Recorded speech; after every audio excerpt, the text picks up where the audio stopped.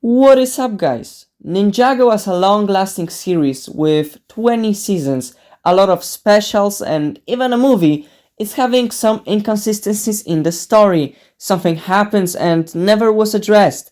Something was erased from the history, yet it wasn't even erased. So, what's happening?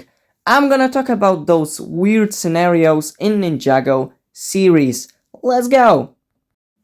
The first instance of that is with Arjitsu Temple. It became a floating island in the season 6, but as we know, season 6 never happened. It was erased from the history. Yet in the Day of the Departed and season 7, we saw floating island of Arjitsu Temple. So what happened here? So I got two theories.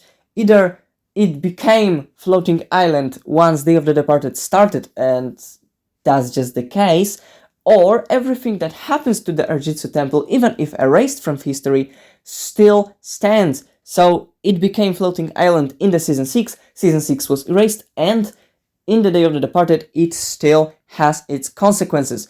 With that theory, there is one crucial detail, because Yang and his students being on the Arjitsu temple might be affected with this, so they might remember Nadakan in season 6 if that's the case, which would be really weird because Yang knows about Nadakan, yet Cole and Kai and other ninjas just forgot about him.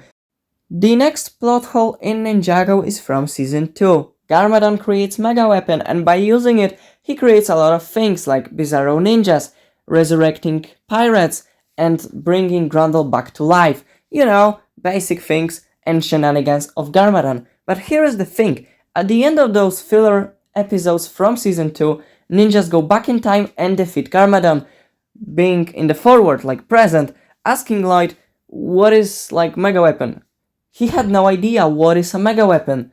Okay, that wasn't the exact case, but you know the drill. So Lloyd has no idea about Mega Weapon, while clearly fighting with it on the previous episodes. So that would make us assume that it never happened, but here is the thing. Pirates are still resurrected, that like never being reverted.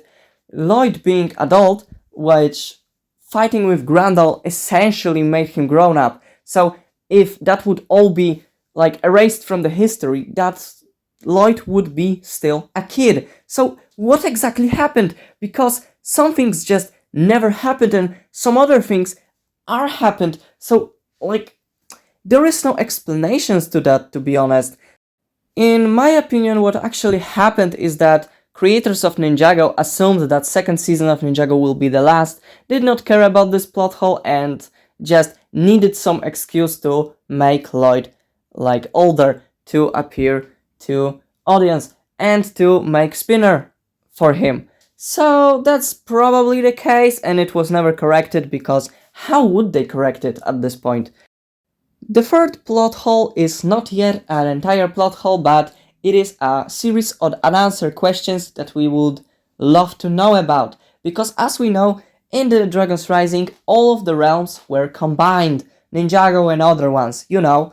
So if that's the case, what happened in the Departed Realm? Because as we know, Departed Realm is for dead people. And what now? Do ghosts can just randomly escape and just go to the Ninjago city? If that's the case, what would happen to the fellow ghost if he would die by being splashed in water? Will he just randomly appear in the Departed Realm? How is the Departed Realm functioning right now? Because as we know, Preeminent is no longer alive.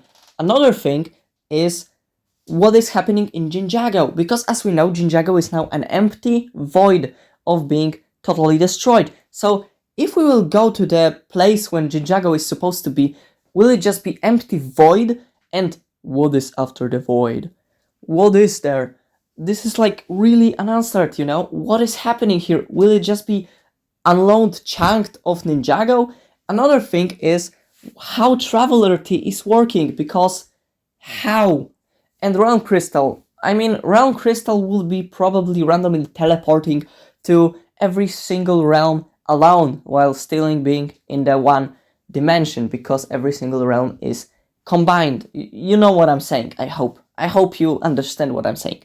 Another thing is that in the merge, every single character was teleported. So do dead people randomly spawn in the Ninjago city and like they probably the most confused as ever because they were basically chilling in a heaven, heaven Ninjago or something like that, and they're now randomly in the other realm. Do ghosts being teleported?